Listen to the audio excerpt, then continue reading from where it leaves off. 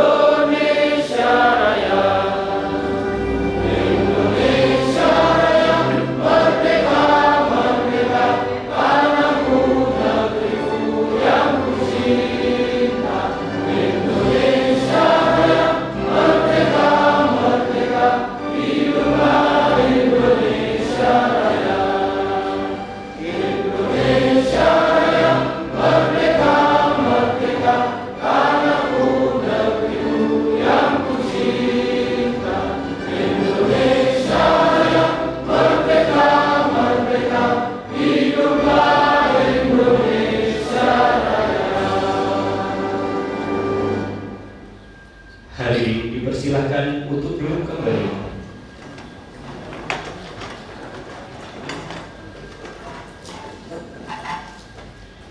Bismillahirrahmanirrahim. Assalamualaikum warahmatullahi wabarakatuh.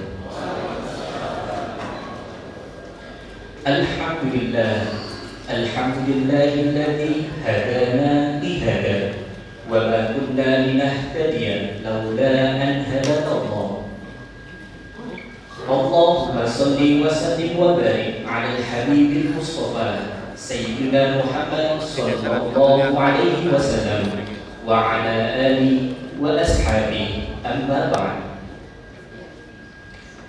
Yang terhormat Wakil Menteri Agama Republik Indonesia Bapak Dr. Kiai Haji Romo R. Muhammad Syafi'i SHMH beserta seluruh rombongan. Yang kami hormati Kepala Kantor Wilayah Kementerian Agama Provinsi Jawa Timur yang diwakili oleh Kabag TU Kanwil Kemenag Provinsi Jawa Timur Bapak Haji Syaiful Hadi SAG MPhil. Kepala Kantor Kementerian Agama Kota Malang Bapak Kiai Haji Ahmad Santon SHI MAG. Kepala Kantor Kementerian Agama Kabupaten Malang Bapak Dr. Andes Haji Sahid MM. Kepala Kantor Kementerian Agama Kota Batu Bapak Haji Maksud Zaid SAG MSI. Kepala Madrasah Alia 2 Negeri Kota Malang Bapak Dr. Haji Samsudin MPD. Kasubag TU Parakasi dan penyelenggara se-Malang Raya, seluruh kepala madrasah dan kepala KUA di lingkungan Kantor Kementerian Agama se-Malang Raya, seluruh Bapak Ibu ASN Kementerian Agama, dan seluruh tamu undangan yang hadir pada kesempatan kali ini. Alhamdulillah, marilah kita panjatkan puja dan puji syukur kita kehadiran Allah Subhanahu wa Ta'ala yang telah melimpahkan kepada kita nikmat sehat, iman, dan Islam, sehingga pada hari ini, hari Rabu tanggal 12 Februari 2025 di Aula PSBB MAN 2 Kota Malang, kita dapat berkumpul untuk menghadiri acara pembinaan ASN Kementerian Agama oleh Wakil Menteri Agama Republik Indonesia. Salawat serta salam semoga selalu tercurahkan kehadiran Nabi besar kita Muhammad Sallallahu Alaihi Wasallam beserta seluruh keluarga dan sahabatnya. Semoga kelak kita mendapatkan syafaatnya ila yaumil qiyamah. Amin Allahumma amin. Hadirin yang kami hormati, untuk mengawali acara hari ini, marilah kita buka bersama-sama dengan bacaan Ummul Quran dengan harapan Allah Subhanahu wa taala memberikan kelancaran dan keberkahan pada acara hari ini. Ala hadhihi niyyah wa ala kulli niyyatin shalihah. Al-Fatihah.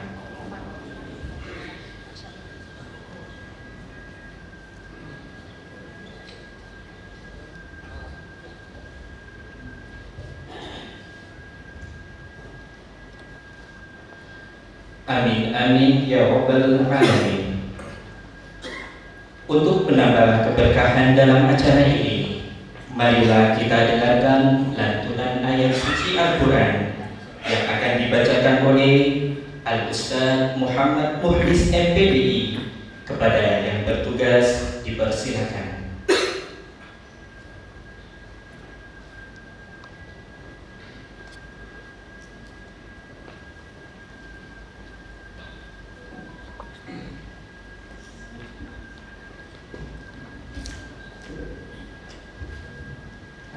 Assalamualaikum warahmatullahi wabarakatuh.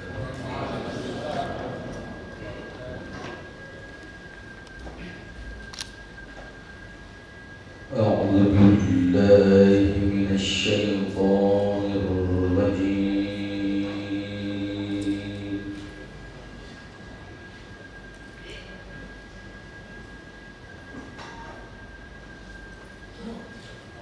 Bismillah.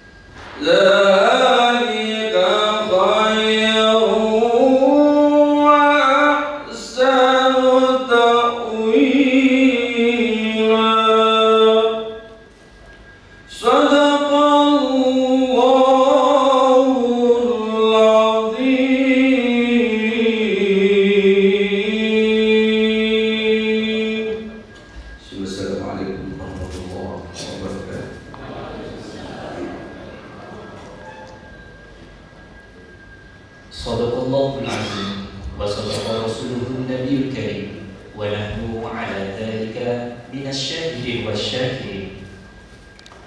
Hadirin yang terhormat, untuk menyempurnakan keberkahan dalam acara kali ini, marilah kita sempurnakan dengan doa yang akan dipimpin oleh Kepala Bagian Tata Usaha Kantor Wilayah Kemenang Provinsi Jawa Timur, kepada yang terhormat Bapak Haji Syekhul Hadi SAG MVI, kami persilakan.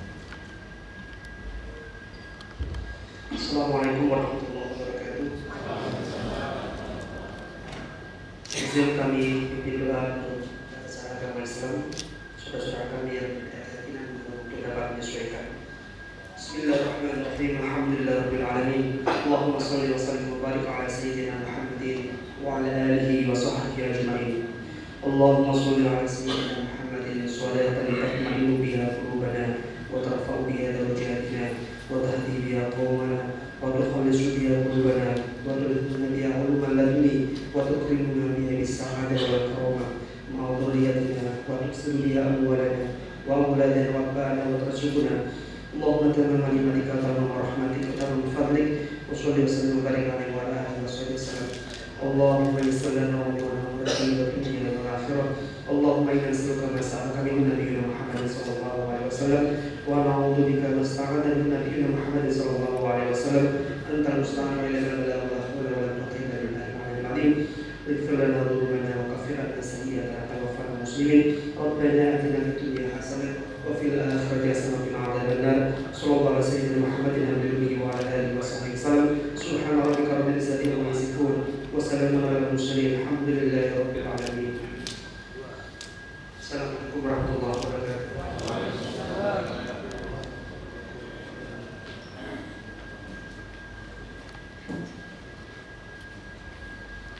Hadirin yang terhormat, selanjutnya adalah sambutan selamat datang dari Kepala Kantor Kementerian Agama Kota Malang, kepada yang terhormat Bapak Kiai Haji Ahmad Santon SAIMAD, kami persilakan.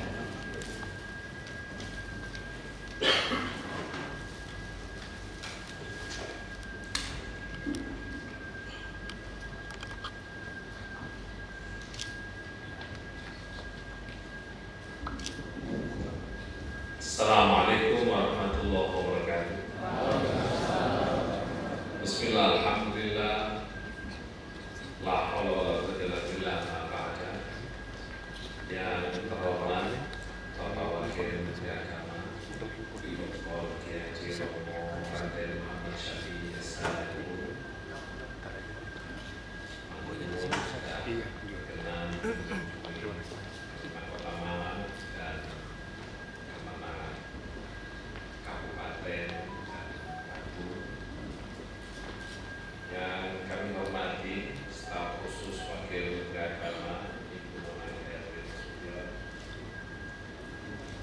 Kepala Kantor Wilayah Kementerian Agama Provinsi Jawa Timur yang diwakili oleh Bapak KPU Bapak Syekhul Hadi SAG MVI, Kepala Kantor Kementerian Agama Kabupaten Malang dan Kota Batu, seluruh kepala seksi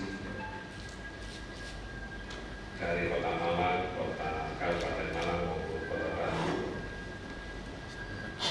Kepala KUA, Kepala Madrasah, serta segenap hadirin yang kami muliakan. Alhamdulillah, bukan satu yang saya hormati Pak Wakil DPR, Pak Romzi, Wakil DPRD Kota Malang, yang ternyata cucunya Pak Wamala Gubernur, dan beliau juga wali murid di sini kalau tidak salah. Adik. Puji syukur kita panjatkan kehadiran Allah Subhanahu wa taala yang telah melimpahkan taufik hidayah sehingga kita semua dapat berkumpul di tempat ini. Dengan itu rasa hormat dan kebahagiaan kami ucapkan selamat datang Bapak Wakil Menteri Agama yang secara formalnya karena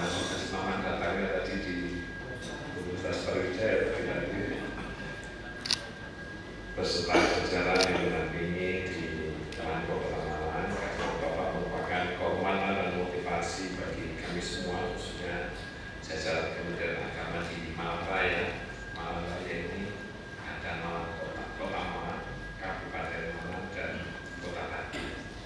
Kota Pati ini yang terakhir pecah, dulunya merupakan kecamatan dari Kabupaten Malang. Dan kita ini keliru karena kantor pemenangnya Kabupaten Malang di Kota Malang, kantor bupatinya juga di Kota Malang. Bapak Wakil Menteri, kami laporkan bahwa yang hadir pada hari ini unsur pimpinan Satuan Kerja Kementerian Agama dari 3 wilayah: Kementerian Agama Kota Malang, Kabupaten Malang, dan Kota Batu. Mantua Kota Malang ini dipilih karena pas tengah-tengah begitu Pak. Di samping Mantua Kota Malang ini selama 2 tahun berturut-turut ini menjadi madrasah atau sekolah yang berhasil mengumpulkan medali terbanyak di OSN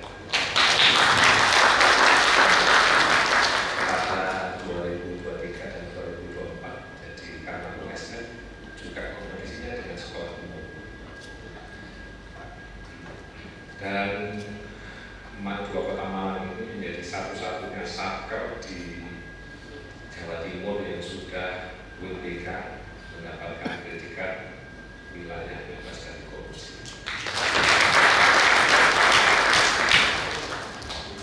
Prestasi ini tentu menjadi kebanggaan kita semua, sekaligus tantangan bagi kami untuk terus meningkatkan kualitas pelayanan dan integritas. Kami berharap kesempatan ini Bapak Wakil Menteri Agama dapat memberikan pembinaan dan arahan kepada kami semua, kawan-kawan dari madrasah KUA. Biasanya kalau menteri ini kita menghadirkan semua ASN, tapi tentu karena keterbatasan tempat dan waktu sehingga kita ambil pimpinan-pimpinannya saja. Moga-moga nanti bisa mengimbaskan kepada yang lainnya, seluruh satker madrasah dan kepala KUA se-Malang Raya. Nasihat dan bimbingan Bapak tentu akan menjadi bekal berharga bagi kami dalam menjalankan tugas dan tanggung jawab demi mendukung tercapainya visi Kementerian Agama sebagai pelayan umat yang profesional dan berintegritas. Mungkin itu romo yang bisa saya sampaikan, karena kalau saya berpanjang lebar tidak pantas. Ini tadi ada yang kelewatan, ada para ketua komite, utamanya ini ada Pak Profesor ini tadi kakaknya Kabirul Jiwin tadi. Jadi ini kita KKN yang selalu mendampingi Mantua Kota Malang, karena beliau ketua dan juga pembina komite-komite di seluruh madrasah di Kota Malang, termasuk kemarin mendampingi yang terakhir akreditasi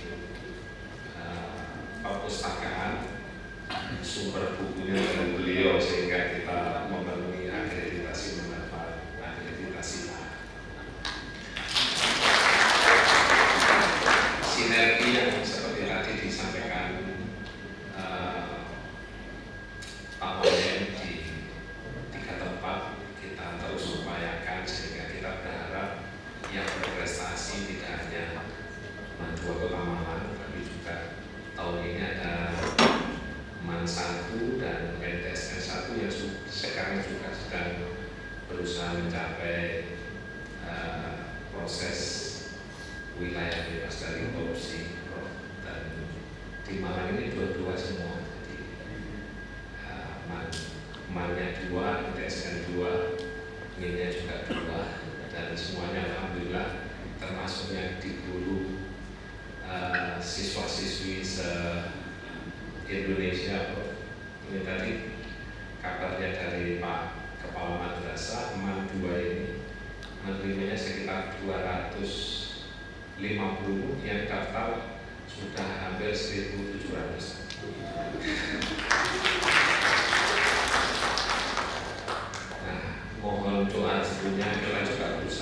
berimbas ke madrasah-madrasah yang lain. Moga-moga dengan penempatan pembinaan ini di tempat ini, madrasah-madrasah yang lain juga bisa berprestasi minimal setara dengan Mandua Pertama. Mungkin itu yang bisa saya sampaikan.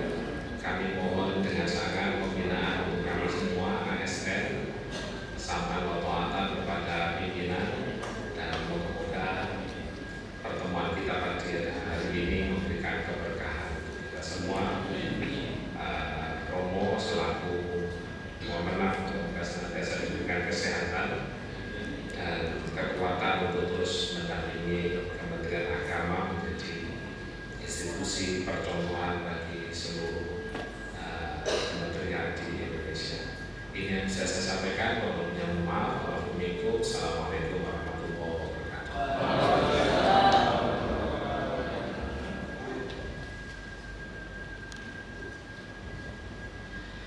Hadirin yang terhormat, kini tibalah di acara inti, yaitu arahan dan pembinaan oleh Wakil Menteri Agama Republik Indonesia kepada yang terhormat Bapak Dr. Kiai Haji Romo R. Muhammad Syafi'i, SHMU. Kami persilakan.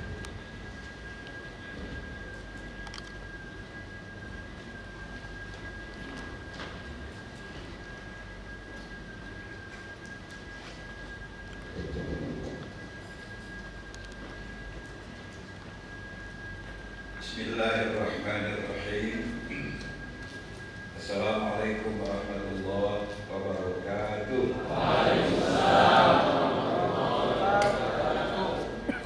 Alhamdulillah wa syukurillah, salatu wassalam ala rasulillah wa ala alihi wa ashabihi wa mawala. Asyhadu an la ilaha illallah wahdah wa asyhadu anna Muhammadar Rasulullah uswatun hasanah. Yang saya hormati Kepala Kantor Kementerian Agama Kota Malang, Bapak Ahmad Santon, SHI MAG. Lagi Santon ya buat ini. Kalau Eropa.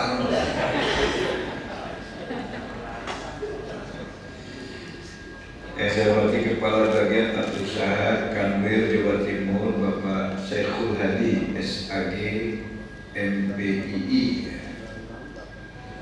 Makasih sudah baca doa buat kita.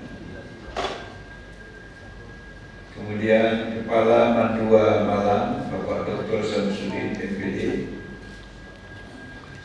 Kepala Kemenag Kota Batu, Bapak Mahzul Zaini SAG MSI. Kepala Kemenag Kabupaten Malang, Bapak Dr. Andus Sahid MM. Ketua Komite Mandua, abangnya Kepala Biro, Profesor Haji Agus Mainun. Kepala Puan Malang Raya, para Kasubag Kasih Penyelenggara, Bapak Ibu hadirin, dan istimewa cucu dan cicit saya. Ramzi ini cucu saya, kemudian istrinya Kisti itu juga cucu saya, berarti anaknya itu cicit saya. Sebagai informasi, saya berumah tangga 40 tahun dengan 7 anak dan 28 orang cucu. Nah, termasuk ini, kalau tambah ini nambah lagi. Katanya memecah rekor muri, karena nggak ada orang seusia Romo 67 tahun, cucunya 28. Saya bilang rahasianya adalah mengubah pandangan berkarir baru menikah menjadi menikah itu adalah karir.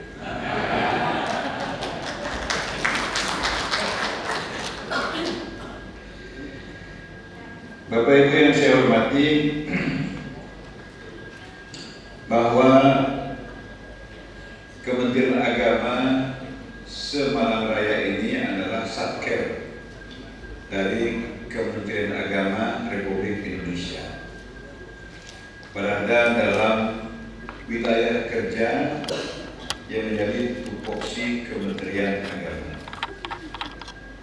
Dan dari apa yang saya lihat barusan, apakah di UIN dan juga dari di UMM, banyak juga yang alumni UIN, ya, juga di Unibrau.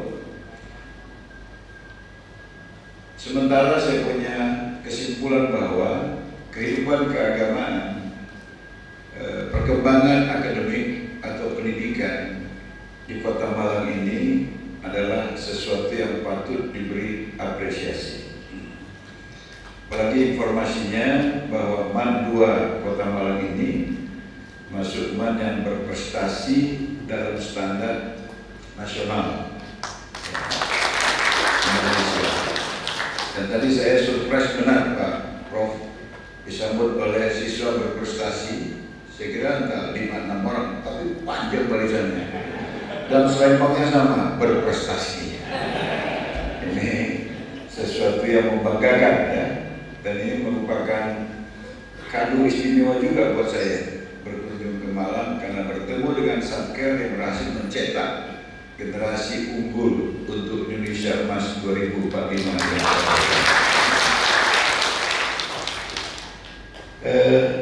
Ada beberapa hal yang ingin saya informasikan, bahwa hari ini Presiden kita yang baru, Bapak Haji Prabowo Subianto, itu memberikan perhatian yang serius terhadap masa depan bangsa dengan persiapan matang hari ini. Dan itu pasti selain persoalan pangan, persoalan pertahanan, yang paling prinsip itu pasti soal pendidikan, kesehatan, dan keagamaan.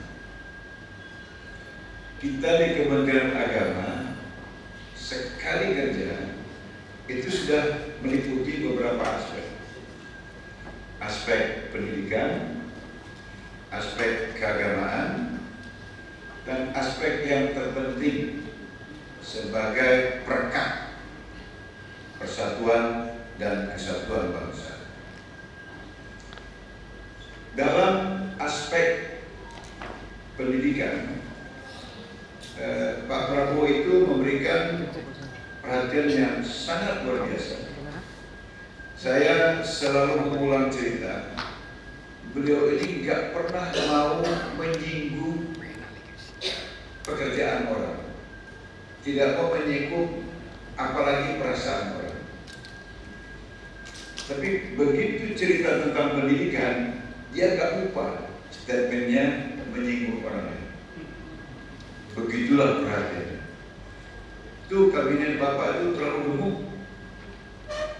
Yalah, Indonesia ini kan seluas Eropa, yang 27 negara itu. Untuk ngurus wilayah seluas kita, Eropa butuh 27 presiden, 27 kelas Kapolri, Panglima TNI, DPR. Kita ngurus wilayah seluas yang sama, cuma satu presiden. Wajarlah kalau kabinetnya gemuk. Kan nggak ingat siapa-siapa. Iya Pak, tapi Cina itu Pak lebih luas, penduduknya lebih banyak, menterinya dikit. Ya memang iya, tapi kan Cina itu partainya satu, kita 28. Kan nggak ingat siapa-siapa Pak. Tapi begitu cerita pendidikan, kita harus mencerdaskan rakyat Indonesia.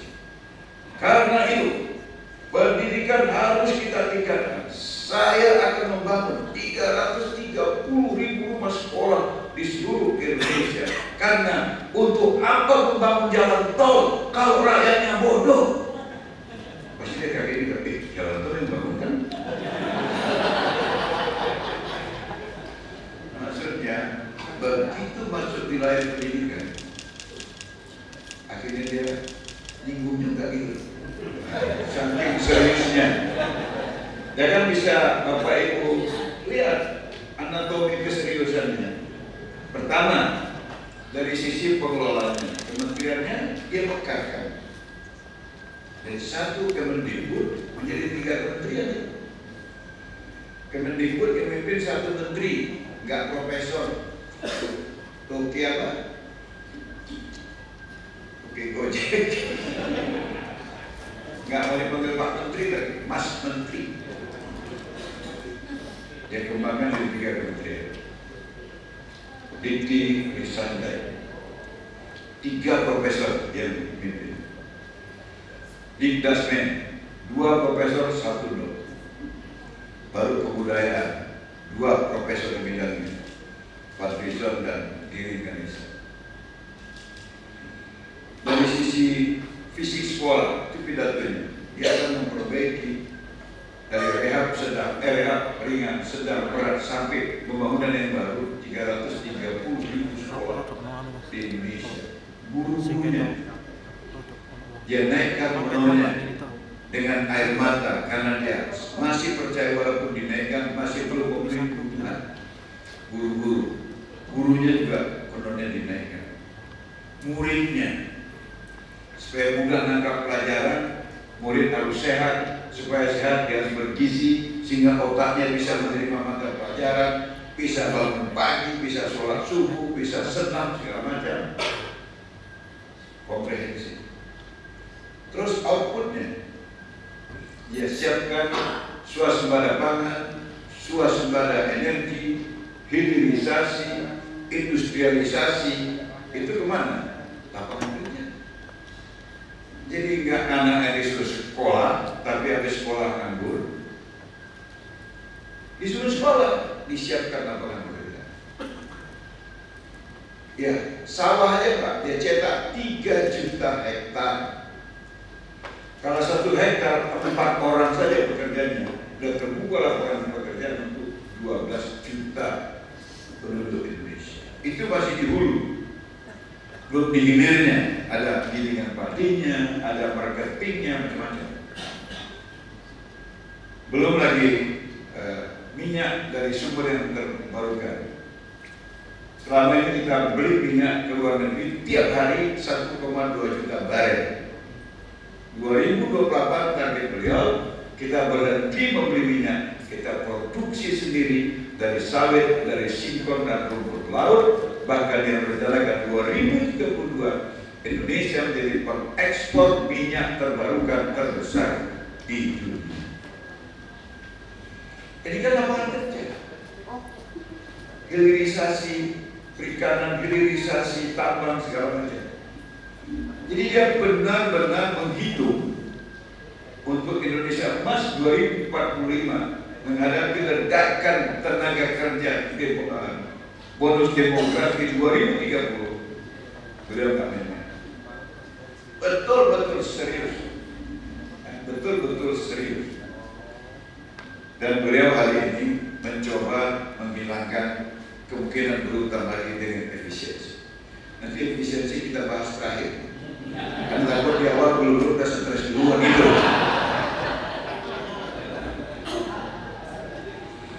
Nah, Bapak Ibu sekalian, apa yang mau saya sampaikan di sini? Bahwa salah satu institusi kementerian yang bertanggung jawab di bidang pendidikan itu adalah Kementerian Agama. Berarti visi Presiden memajukan pendidikan di Indonesia itu jadi program yang harus disukseskan di Kementerian Agama. Karena itu Bapak Ibu, saya juga serius menyambuti apa yang menjadi visi Presiden Prabowo Subianto. Saya kemudian membuat kesimpulan. Setelah beberapa dirjen kita lepas, insya Allah terakhir nanti dirjen PHU. Ya kalau ada yang kemudian menjadi pesimis, kerja kita tinggal apa? Saya justru melihat memang portofolio dari Kementerian Agama itu stresinya memang cuma 2 bidang. pendidikan agama dan layanan kehidupan beragama. Kalau pendidikan agama itu dipendis, layanannya dibebas, baik Islam, Kristen, Katolik, Hindu, Buddha, dan Konghucu. Kenapa kita tidak maksimalkan peran kita di situ? Kalau kemudian masa depan itu selain faktor yang lain, faktor pendidikan sangat menentukan, ya kita main di sektor pendidikan. Karena itu bersiap-siap, termasuk satker yang ada di Malang ini, karena sedang dibuat kajiannya, tim resmi dibentuk di Kementerian Agama itu untuk menaikkan direktur pesantren menjadi dirjen pesantren. Dan kalau kita ikut kepres-kepres sebelumnya, satu kedirjenan itu kan bisa 5 direktur. 5 direktur. Dan untuk menopang tenaga yang akan bekerja di kedirjenan nanti sampai ke tingkat kabupaten kota, kita akan dan sedang merumuskan prodi manajemen pesantren di setiap perguruan tinggi Islam se-Indonesia. Kemudian kita juga sudah buat tim resmi di Kementerian Agama itu untuk menaikkan direktur madrasah. Direktur madrasah itu menjadi dirjen, Dikdasmen, pendidikan dasar dan menengah. Di dalamnya kita tambah lagi satu direktur, namanya direktur vokasi. Kenapa harus ada tambah direktur vokasi? Karena dalam rapim kita kemarin sudah disetujui bahwa MAN itu satu mantreka, kita kuning ya Pak Kakak. Yang kedua manici, insan cendikia. Ini katanya levelnya sama dengan sekolah taruna yang ada di Magelang itu. Yang satu lagi kita gabung aja, MAN keterampilan dan sejenisnya itu menjadi MAN kejuruan, biar sama dengan SMK di pendidikan umum itu. Untuk apa? Itu tadi, menyiapkan tenaga yang pemahaman keagamaan mumpuni, tapi memiliki keterampilan yang bukan hanya kita ingin tidak kalah, kalau bisa melebihi tamatan-tamatan SMK di sekolah umum, sehingga lapangan kerja yang terbuka lebar dengan kebijakan-kebijakan presiden itu sesungguhnya merupakan hadiah yang juga diterima oleh alumni sekolah keagamaan di negara. Saya juga ingin menambahkan di situ mata pelajaran tentang pemahaman industri halal. Jadi taman daliman atau madrasah swasta alias dia bisa menjadi ahli di dalam pemeriksaan halal sebelum keluarnya sertifikat halal di puluhan juta produksi yang ada di Indonesia. Kemudian kita juga berencana untuk mendirikan fakultas industri halal. Saya ketemu dengan Pak Haikal, Kepala BPJPH. Kata dia, ini Romo, produk yang harus kita uji supaya bisa mendapat sertifikasi halal ini jumlahnya puluhan juta. Tenaga kita sangat minim, bahkan perkembangan teknologi dengan berbagai macam produk itu bisa nggak terkenali oleh kita apakah itu halal atau tidak, karena ada bertukar nama. Ini perlu profesor-profesor di bidang ini yang bisa melahirkannya kan fakultas. Karena itu kita dirikan fakultas halal industri, fakultas industri halal yang paling tidak bisa dibuat menjadi 5 prodi. Halal food, meriksa halal makanan, halal fashion, pakaian. Kan dulu kedapatan sepatu terbuat dari kulit apa? Tas dari kulit apa? Mesti ada kajian tentang itu. Kemudian halal medicine, obat-obatan, kapsul-kapsul itu kan bisa terbuat dari gelatin, dari apa? Dari binatang apa? Kemudian halal halal food, halal medicine, halal facial, halal kosmetik. Halal kosmetik. Anak-anak cucu kita pakai ini yang lembut itu ternyata dari luar. Yang katanya lipstick kalau dipakai langsung lengket, minum kita akan nempel di kelas, itu terbuat dari lemak. Itu kan? Perlu ada kajian. Baru halal pariwisata. Halal pariwisata ini kan juga. Ternyata di berbagai belahan dunia yang udah cantik dengan aurat itu, mereka akhirnya berpikir hebat Islam karena disuruh tutup semua. Maka di videonya terjadi nampak dikit langsung berdebar. Kena tiup angin aja rok cewek itu udah berdebar. Nek bawa motor bisa tabrak. Kami ini di barat nengok semuanya udah gak apa-apa. Maka mereka merindukan kembali pariwisata halal. Nah, kenapa nggak kita siapkan? Apalagi saya dapat informasi langsung waktu saya kemarin di Arab Saudi selama 9 hari dengan Ibu Nona Gayatri. Ini staf sus Pak, eselon 1 Pak. Gajinya sama dengan Mamen. Gak ada bedanya, yang beda pengeluarannya. Itu pemerintah Arab Saudi mengatakan mereka juga sudah secara rasional berhitung cadangan minyaknya bakal habis. Mereka sudah mengarahkan industri pariwisata. Kenapa kita tidak siapkan juga di sini? Nah, seperti itu. Ini kenapa saya berpikir begitu? Untuk menyiapkan tenaga-tenaga terdidik yang berbasis pemahaman Islam yang baik, karena ini lebih menjamin pembangunan Indonesia ke depan untuk mencapai Indonesia Emas 2045, dan itu menjadi opsinya dari Kementerian Agama itu sendiri. Nah, Bapak Ibu sekalian, kemudian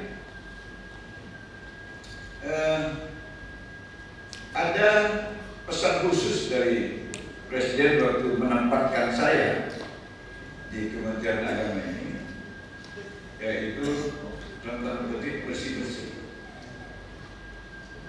Nah, waktu itu dibawa dalam rapat kerja pertama di Kemenag, kemudian difahami kebersihan kantor Kemenag tanggung jawab Romo.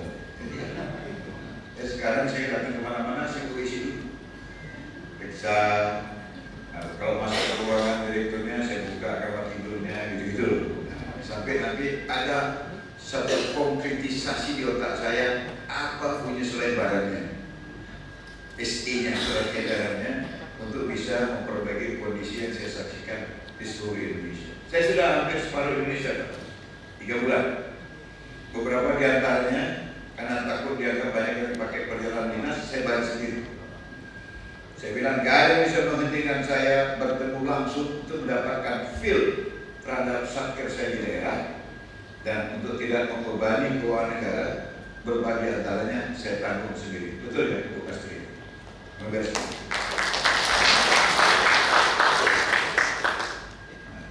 jadi ada poin hemat-hemat, apa bersih-bersih. Saya cuma ingin menyampaikan begini saja. Ya, yang namanya korupsi pasti dosa lah ya. Cuma kalau yang korupsi di Kementerian Agama, itu dosanya berkali lipat. Pertama dosa korupsi, yang kedua dosa dibully. Ya kalau kita sih wajar korupsi, dibilang pula itu korupsinya wajar. Ini di Kementerian Agama pakai peci, pakai jilbab, yang betul assalamualaikum.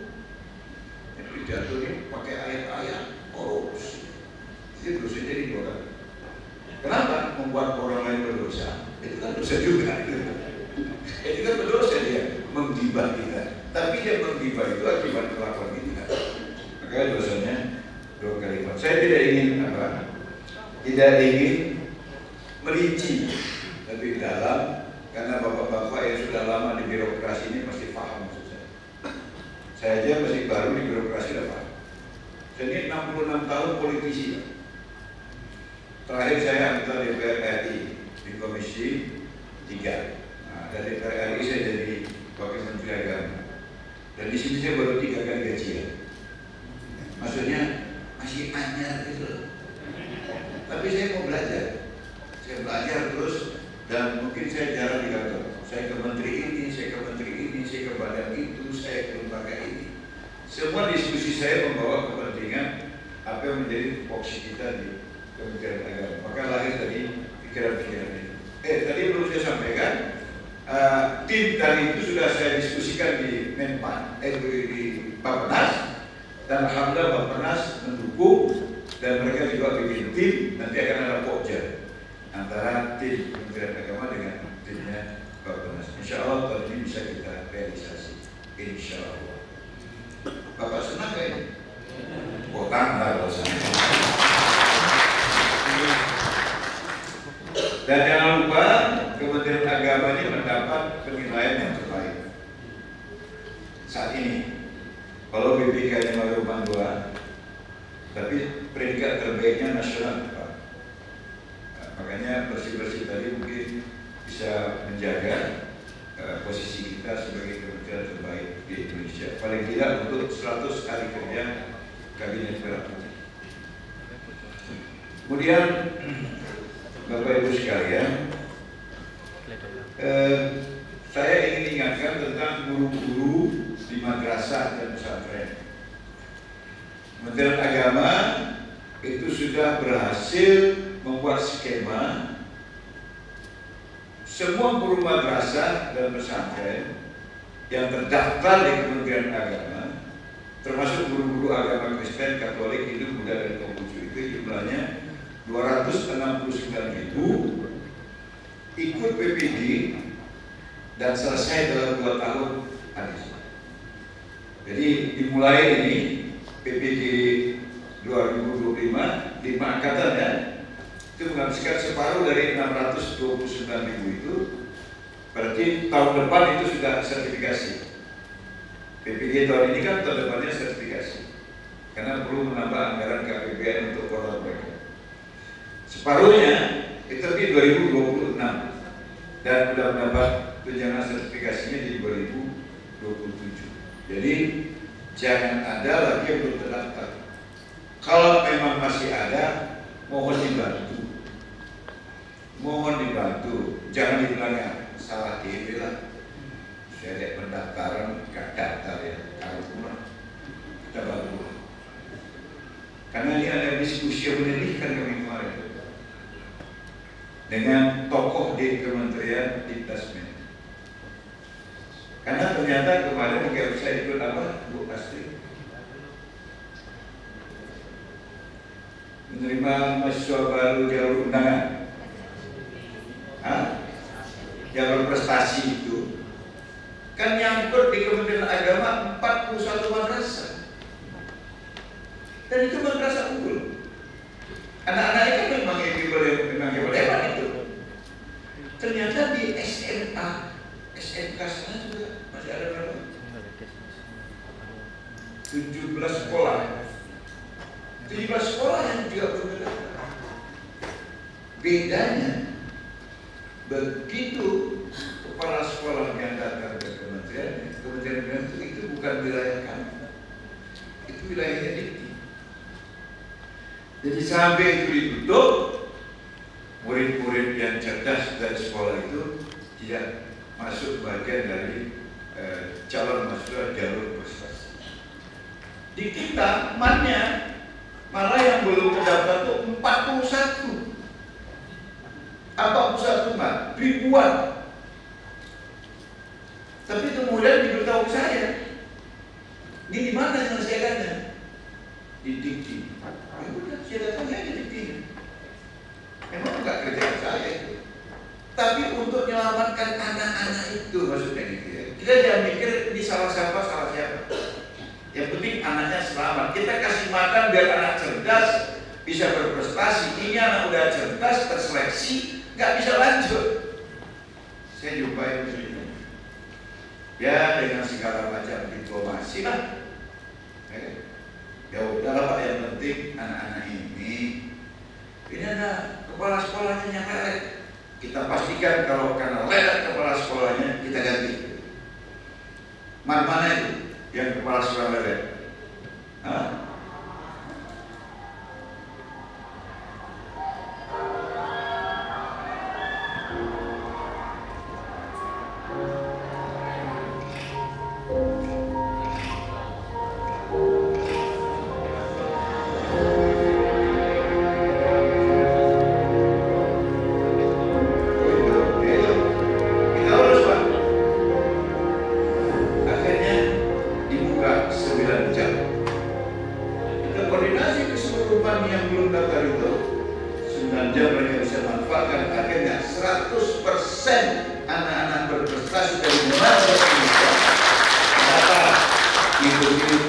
Jalur prestasi untuk menjadi mahasiswa baru di tahun 2025. Kenapa?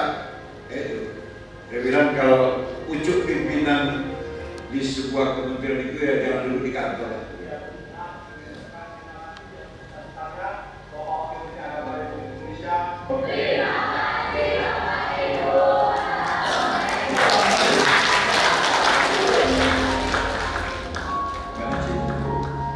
Jadi Bapak Ibu sekalian, rasa kepedulian kita untuk masa depan bangsa itu kadang-kala bisa mengatasi rendahnya posisi kita atau bukan bagian dari tupoksi kita. Tapi kalau masih bisa kita diskusikan, kenapa tidak kita lakukan?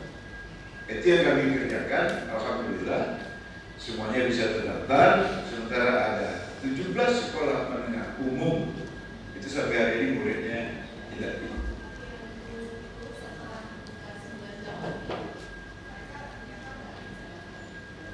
Ya, karena ada kamarnya.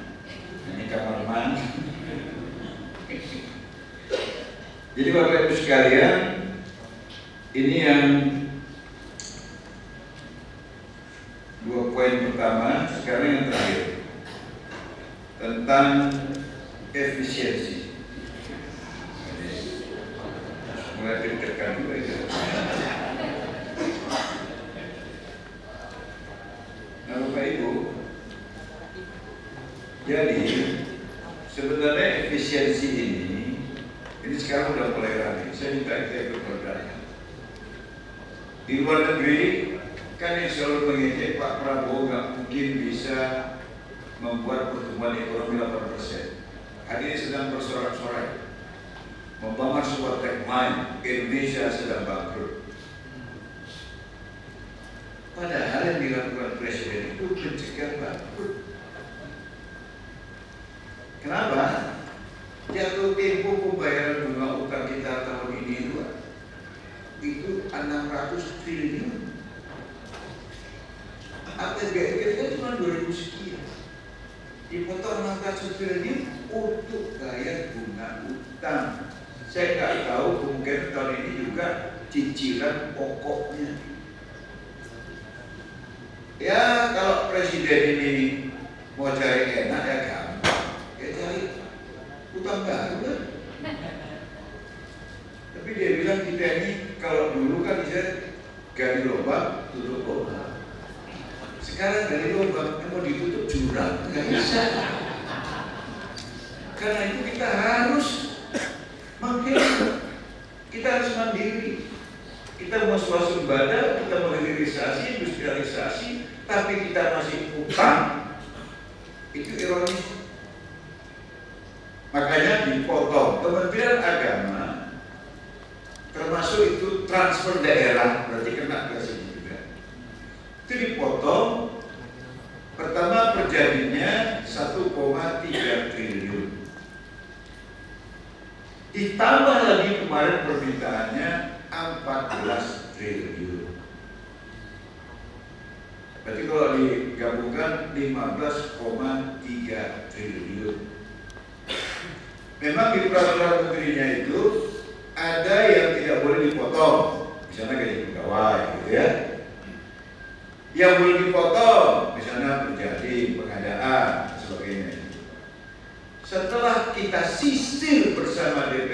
Haji, kemudian di Komisi 8, maka di sektor yang boleh dipotong ini cuma bisa disisihkan 7 triliun. Kalau tetap mau lagi ditambah 14 triliun, ini akan menyasar ke sektor yang sebenarnya nggak boleh diefisiensi. Di sana ada bos, ya, nggak boleh. Tapi ini kemudian menjadi debat belok. Akhirnya kemarin kami memutus Sekjen dan Dirjen untuk berdiskusi lanjut dengan DPR RI bagaimana membahas menambah 7 triliun lagi agar memenuhi kuota yang diminta sebesar 14 triliun. Nah, Bapak Ibu sekalian, dalam perdebatan yang cukup panjang dan agak mengkhawatirkan kita itu, akhirnya saya bilang, ini idenya dari Ibu Astri ini juga. Ya udah, kita cari kasihan Presiden aja. Presiden pasti punya rencana. Saya juga yakin. Dia cuma mau lihat dulu kesiapan aparatnya. Setelah disiplin, mungkin dievaluasi mana yang kemudian gara-gara potongan ini sektor yang sangat penting itu nggak bisa dilaksanakan. Saya yakin dia akan buka. Tapi dia udah tahu dulu kemampuan yang bisa di dalam rangka launching dan antara dengan hitungan sampai 900 miliar dolar supaya kita bisa membangun proyek-proyek, mega proyek dan juga pembangunan infrastruktur sekolah utamanya. Tapi beliau berpesan, udahlah gubernur, bupati, wali kota yang urun rembuk soal makan gratis ini, saya ucapkan terima kasih dan membuka tangan seluas-luasnya, tapi jangan ke makanannya, itu dananya sudah cukup. Bantu pembangunan infrastrukturnya aja. Ya, kalau bupati SMP ke bawah, gubernur SMA seperti itu. Jadi disarankan oleh teman-teman, awalnya dari Ibu Astri ini, kepada aparat Kementerian Agama, termasuk Menteri dan Wakil Menteri. Pertama, tidak diperkenankan melakukan perjalanan dinas ke luar negeri kecuali untuk keperluan penyelenggaraan ibadah haji. Sopo sing luar negeri untuk konangan SP1. Ya, saya nggak berani sama. Padahal anak cucu saya di Medan sudah berjadwal luar negeri. Walaupun biaya sendiri, tapi kalau masuk orang kan susah jelaskan itu. Ya udah, dibeli aja. Perjalanan dinas dalam negeri wajib menggunakan tiket penerbangan golongan ekonomi kelas. Nah, kalau Garuda kan ekonominya 2.700.000. Bisnisnya kan bisa sampai 7 juta, 8 juta. Jadi kalau 2.700.000 bisa nih layar di bisnis, ya udah nih bisnis tapi layar. Itu akal-akal sehatnya Bu Astri. Jumlah maksimal personil yang menyertai perjalanan dinas dalam negeri, menteri maksimal 5 orang. Jadi 6 sama menteri. Wakil menteri maksimal 4 orang. Jadi 5 sama menteri. Kita berapa orang Bu Astri? Bu Astri, Ari, Angga, pas, nggak patuh, dan tadi net bisnis tapi layak. Eselon 1 maksimal pendampingan 2 orang, maksudnya ditanggung. Eselon 2, apalagi eselon 3, nggak boleh bawa pendamping. Yang ditanggung biaya berjadi, nek bayar dewi, terserah. Aku jadi suwi, kita balik ke Jakarta gak dibawa. Itu masalah pula namanya. Penjemputan dan pengantaran kunjungan pimpinan, menteri dan wakil menteri maksimal 2 rangkaian mobil. Jadi patwal, mobil menteri tambah 2. Tadi pas, 2 di belakang. Betul ya Pak kakaknya. Kalau satu kita bilang itu cuma ikut-ikutan hidupin lampu gitu. Penggunaan listrik dan air hanya di jam kerja mulai 7.30 sampai 16. Jadi jangan nonton bola bersama. Itu di rumah kakak, tapi jangan di rumah dinas. Ya kan? Jadi tidak pakai lembur. Jadi ada yang menawarkan kepada kami, gimana kalau WFH? Dia di Menteri apa itu Bu Asri yang WFH-nya sampai 75%, perindustrian.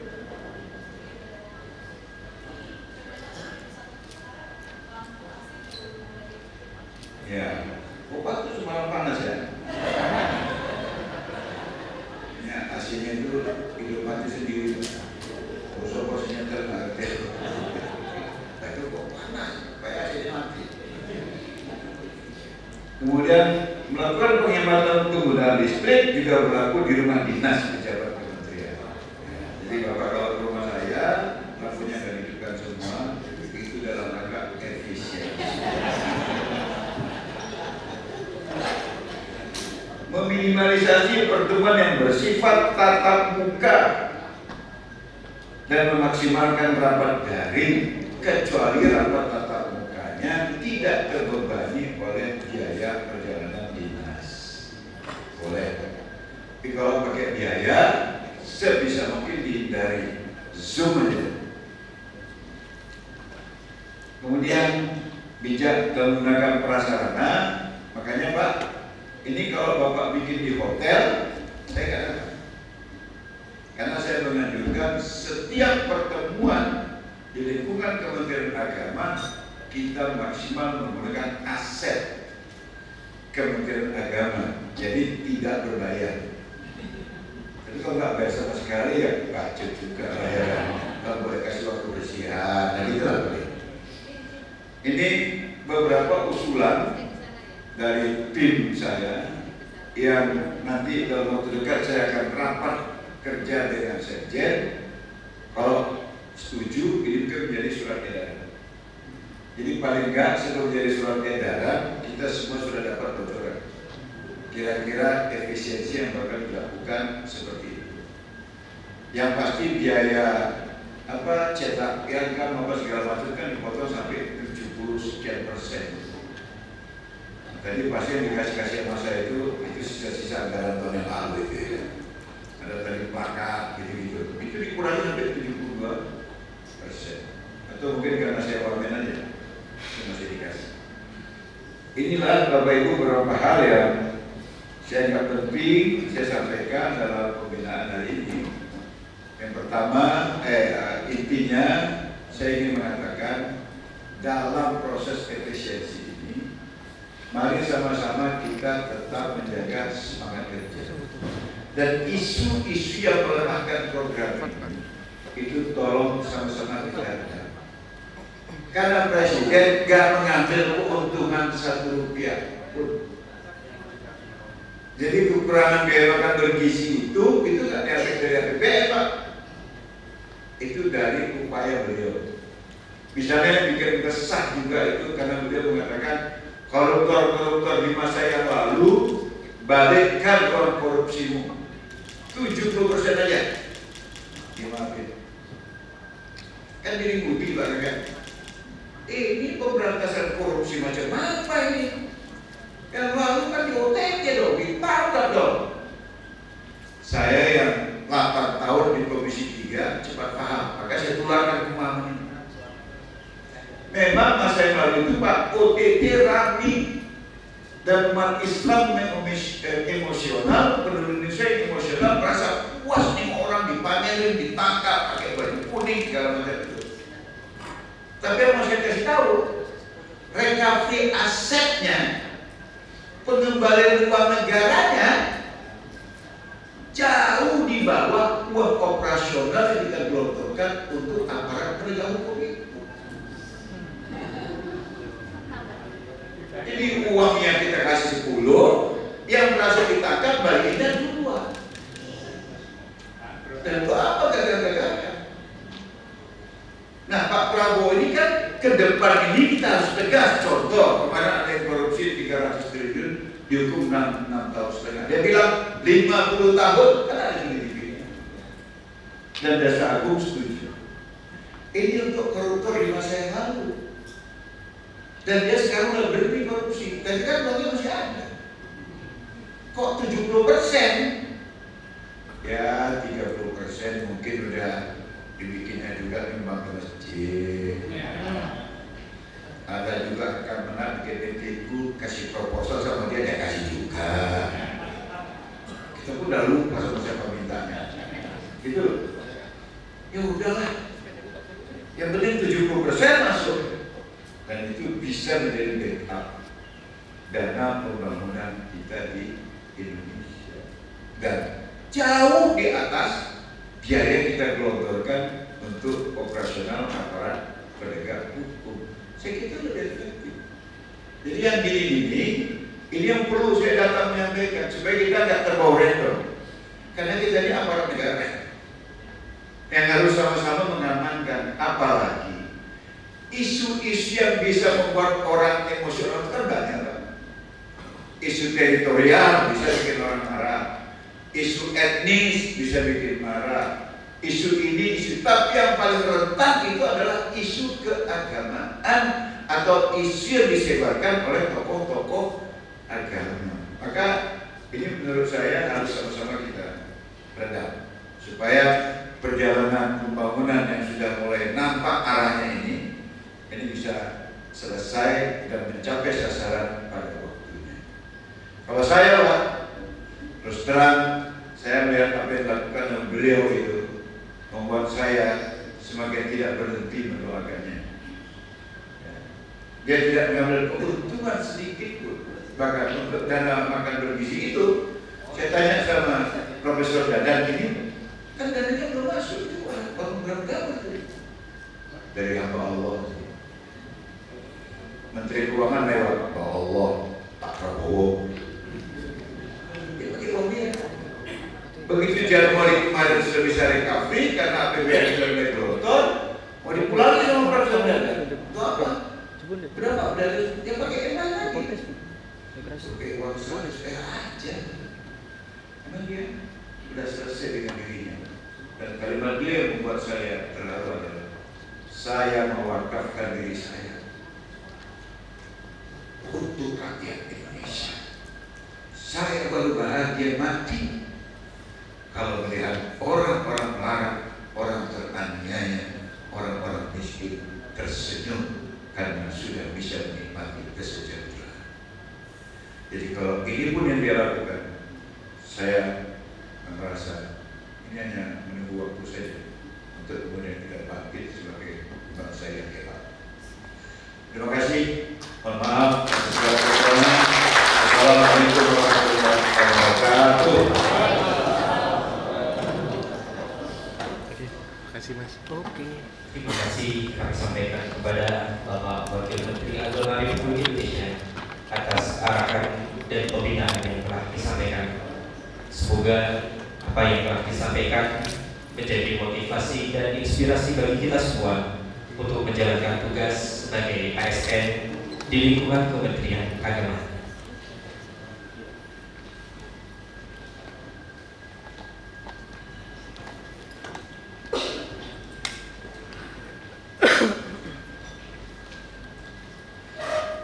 Hadirin yang berbahagia,